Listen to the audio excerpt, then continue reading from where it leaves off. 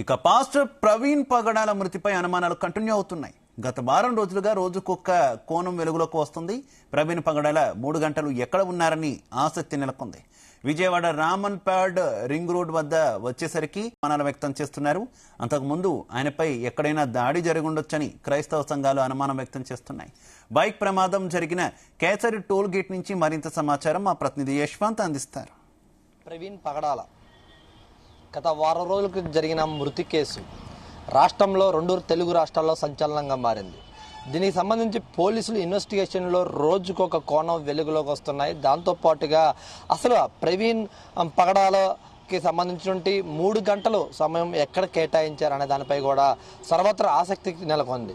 దీనికి సంబంధించి ఏదైతే విజయవాడలో ఉన్నటువంటి రానుబార్ రింగ్ వద్ద వచ్చేసరికి డూమ్ లైట్ పగిలిపోవటము, అసలు అంతకుముందు ప్రమాదం ఎక్కడ జరిగిందనే అంశంపై కూడా దానికి సంబంధించి క్రైస్తవ మతస్థులు కానివచ్చు, క్రైస్తవ మతస్థులు అతో పాటు క్రైస్తవులు అందరూ కూడా చాలా అనుమానాలు వ్యక్తం చేస్తున్నారు.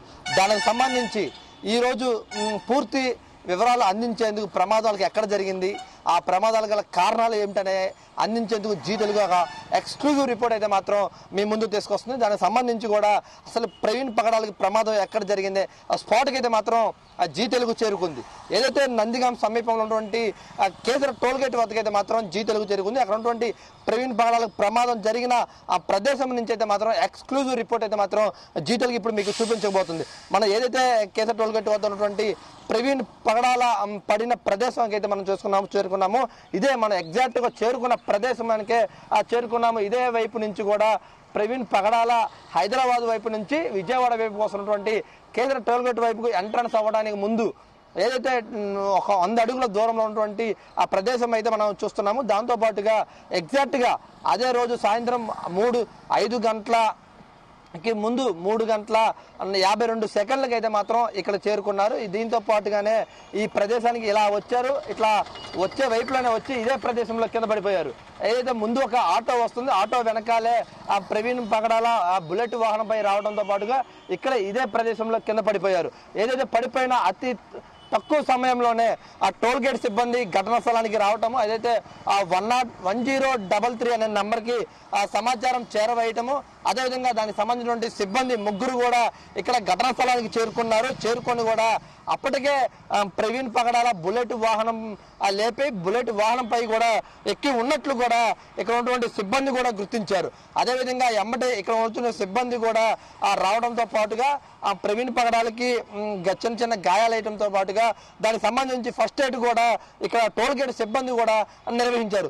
అదే తర్వాత కూడా మీరు కుసేపు ఇక్కడ రెస్ట్ తీసుకోవాలని చెప్పినప్పటికీ కూడా ఏదైతే ఇక్కడ 1033 సిబ్బంది ఏదైతే వైద్య సిబ్బంది మీరు కుసేపు రెస్ట్ తీసుకోవాలని చెప్పినప్పటికీ కూడా వాళ్ళ మాట కూడా పర్లేదు నాకు బాగానే ఉంది నేను వెళ్ళగలుగుతా అని చెప్పేసి కూడా ఒక థమ్స్ అప్ సింబల్ లా కూడా వాళ్ళకి ఒక చూపించి కూడా ఇక్కడ నుంచి కూడా ముందుకు సాగే ప్రయత్నం కూడా చేశారు.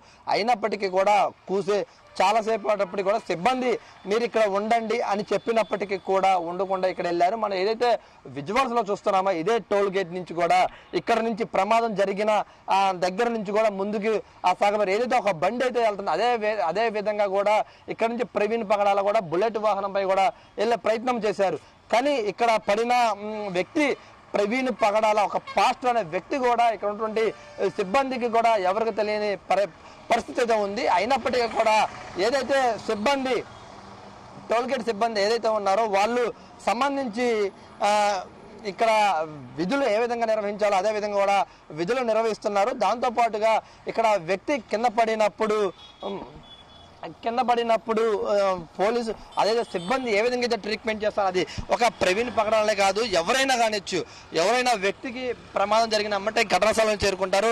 వాళ్ళకి సంబంధించినటువంటి ట్రీట్మెంట్ కూడా చేస్తూ ఉంటారు. అదే తరుణంలో కూడా ట్రీట్మెంట్ చేసి కూడా ఏదైతే వాళ్ళ పై అథారిటీస్కి ఆ టోల్ గేట్ సిబ్బంది వాళ్ళ పై అథారిటీస్కి సమాచారం చేరవేయాలి. దానికి సంబంధించి కూడా ఆ ట్రీట్మెంట్ చేసే టైంలో కూడా ఫోటోలు తీసే ప్రయత్నం చేసినప్పటికీ కూడా ప్రవీణ్ పగడాల మీరు నా ఫోటోలు తీయడానికి వీలు లేదు అని చెప్పేసి కూడా ఆపే ప్రయత్నం చేసినప్పటికీ కూడా సార్ ఇది మా పై అధికారులు మీరు తెలియపరచాలి, ఇక్కడ పలానా బండికి ప్రమాదం జరిగిందని చెప్పే ప్రయత్నం చేయాలని చెప్పేసి కూడా ప్రవీణ్ పగడాలతో చెప్పి 1-2 ఫోటోలు కూడా తీసినట్టున్నారు.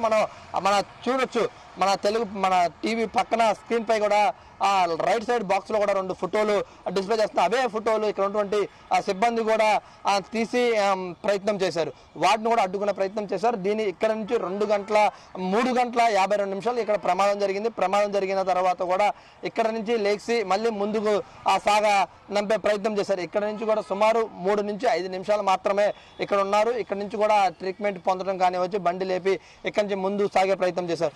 మనం విజువల్స్ లో ఏవైతే చూస్తున్నామో ఆ పక్కన రైట్ సైడ్ ఉన్నటువంటి విజువల్స్ లో ఏదైతే ఒక బుల్లెట్ వాహనం ఏ విధంగా వచ్చింది, ఇక్కడ ఏ విధంగా ప్రమాదానికి గురైంది అనేది చెప్పేది ఉందో దాంతోనే ఇక్కడ ఇదే విధంగా జరిగిందని కూడా మనం చెప్పుకోవచ్చు. ఏదైతే టోల్ గేట్ సిబ్బంది అయితే మాత్రం చెప్తున్న అంశాలు అయితే మాత్రం చూసినట్లయితే మాత్రం అది ఆ రోజు ప్రవీణ్ పగడాల అనే వ్యక్తి అని కూడా మాకు తెలియదు అని చెప్పేసి అయితే మాత్రం చెప్తున్నారు. అక్కడ ఎవరు జరిగినా కూడా మేము వచ్చి చేసే వైద్యమే మేము చేసామని చెప్పేసి అయితే కూడా ఇక్కడ ఉన్నటువంటి సిబ్బంది కూడా చెప్తున్నారు. అదేవిధంగా ఈ ప్రాంతాన్ని చేరుకున్న తర్వాత ఏదైతే హైదరాబాద్ నుంచి సుమారు మిట్ట మధ్యాహ్నం ఎండ సమయంలో రావటంతో ఈ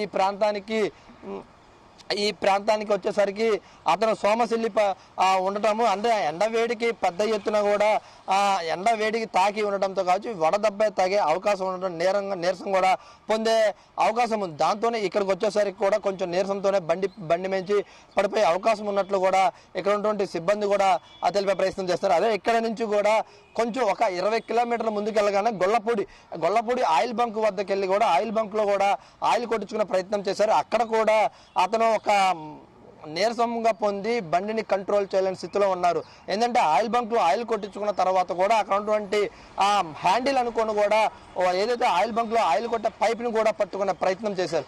దీంతో మనం చూసినట్లయితే విజువల్స్ లో కూడా చూసుకోవచ్చు. అట్లాంటి ఆ స్థితిలో ఉన్న వ్యక్తి బండిని కంట్రోల్ చేయలేకపోవడంతోనే ఈ ప్రమాదం జరిగినట్లు కూడా ఇక్కడ ఉన్నటువంటి అధికారులు కూడా చెప్తున్నారు. ఇదే మన కేసరి టోల్ గేట్ వద్దకు కూడా ఏదైతే ప్రవీణ్ పగడాలకు వైద్య అంటే ఫస్ట్ ఎయిడ్ నిర్వహించినటువంటి వ్యక్తిని కూడా ఇప్పటికే రాజమండ్రి పోలీసులు కూడా ఘటనా స్థలాన్ని చేరుకొని దానికి సంబంధించినటువంటి ఆ ప్రవీణ్ పగడాల సంబంధించినటువంటి విచారణ కూడా నిర్వహించి అతని దగ్గర ఉన్నటువంటి పూర్తి ఏదైతే ఆ రోజు జరిగినటువంటి సమాచారాన్ని కూడా మొత్తాన్ని కూడా పోలీసులు కూడా రికార్డెడ్ గా నమోదు చేసుకొని కూడా వెళ్ళే పరిస్థితి ఉంది. దీంతో కూడా ఇప్పటికే ఇంకా మరికొన్ని అంశాలు ఎక్కడ లభ్యం అవుతాయనే అంశాలు కూడా పోలీసులు అయితే మాత్రం నిష్పక్షపాతం కూడా ఇన్వెస్టిగేషన్ చేసే ప్రయత్నం కూడా చేస్తున్నారు. దీంతో కూడా ఇంకా రానున్న రోజుల్లో మరిన్ని అంశాలు కూడా వెలుగులోకి వచ్చే అవకాశం అయితే ఉంది. ఇప్పటికైతే మాత్రం ఇది అనుమానాస్పద మృతి కింద అయితే మాత్రం పోలీసులు కేసు అయితే నమోదు చేశారు. కానీ ఇది ప్రమాదమా లేకపోతే ఏదైనా హత్యకు దారి తీసిందనే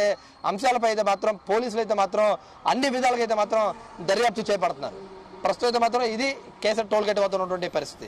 కెమెరా పర్సన్ రామకృష్ణతో యశ్వంత్, జీ తెలుగు, కేసర్ టోల్ గేట్ వద్ద నుంచి.